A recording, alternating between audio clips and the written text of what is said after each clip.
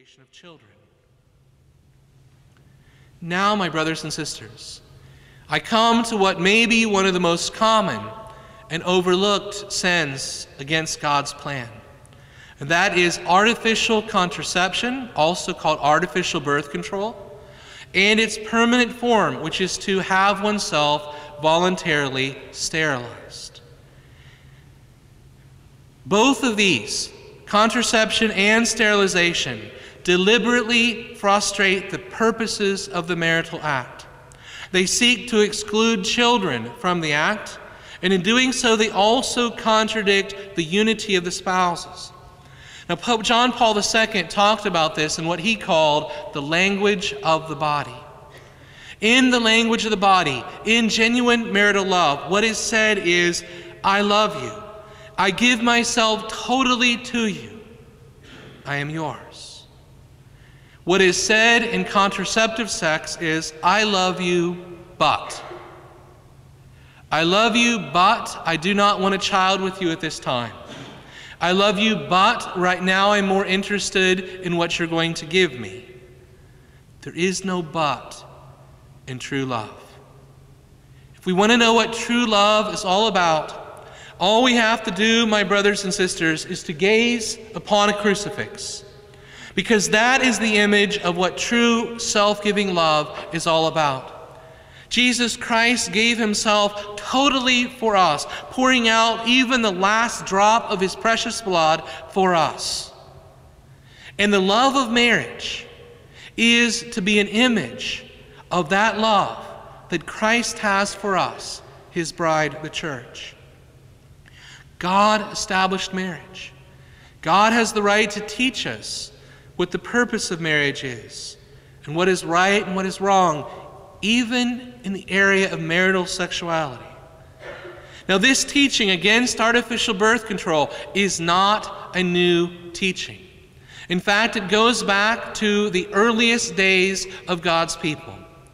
In the book of Genesis, in chapter 38, there was a man named Onan. And Onan did not want to raise up a son for his brother who had died, which was the Jewish law. And Onan, it says, wasted his seed upon the ground, and God struck him dead, for he did a detestable thing. Now, there have been some modern scripture scholars who've said things like, well, Onan's real sin was Onan was selfish. Well, Onan's father and brother were also selfish, but Onan was the only one who was struck dead because he wasted the seed. In the early church, the question of birth control came up because the ancient Greeks are the ones who had invented the condom. And as these Greeks were converting to Christianity, they wanted to know, could they continue some of their practices? And the early church said no. We have the writings of two of the apostolic fathers. One, the Didache, which I mentioned the other night. Another one called the Apostolic Constitutions of Hippolytus. Both condemn the use of birth control. Even at the time of the Protestant revolt, every one of the Protestant leaders rejected artificial birth control. Luther, Calvin, Zwingli, and Knox all rejected it. Calvin, in fact, called it murder. The murder of a child before it had a chance to live. The first time that a Christian denomination allowed its members to use birth control was in 1930. There are people in this church tonight who remember the year 1930. It's not that long ago. It was the Church of England at its Lambeth Conference. And immediately Pope Pius XI came out with an encyclical condemning that decision, reaffirming what Christianity had always taught on openness to the gift of life.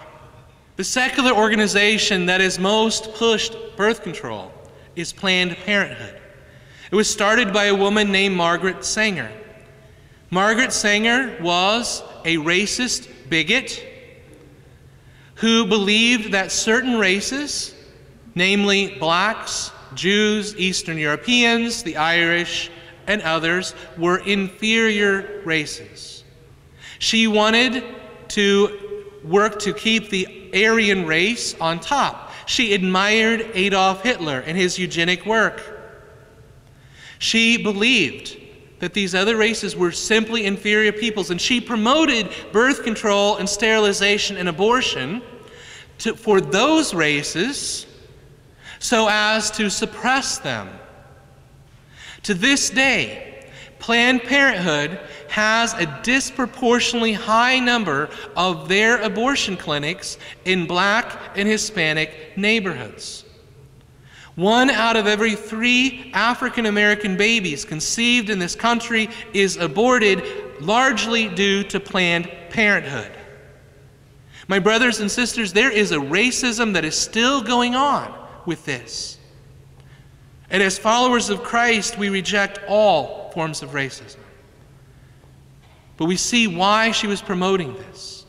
And we see even today that Planned Parenthood is doing things like, we found out a few years ago, in Costa Rica and in some of the Central American countries, they were taking Catholic women from the villages against their will and sterilizing them against their will.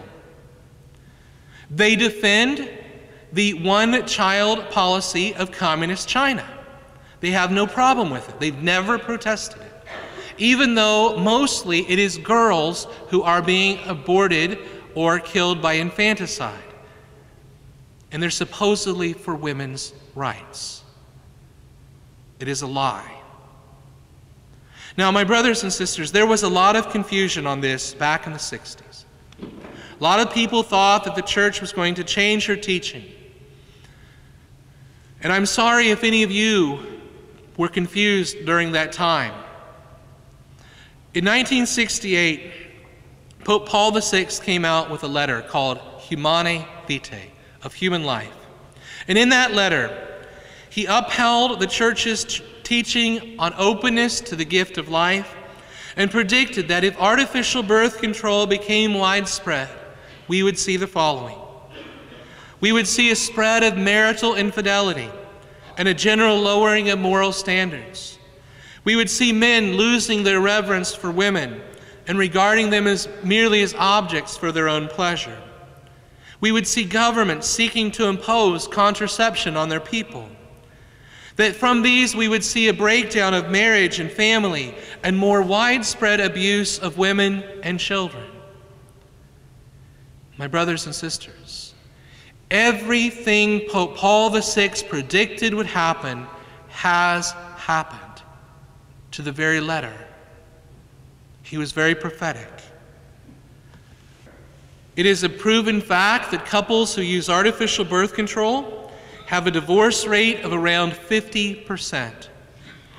Couples who remain open to the gift of life, who regulate their size of their family through natural family planning, which is entirely natural, entirely drug-free, and entirely approved by the church when done with the right motivation, have a divorce rate of less than 4%.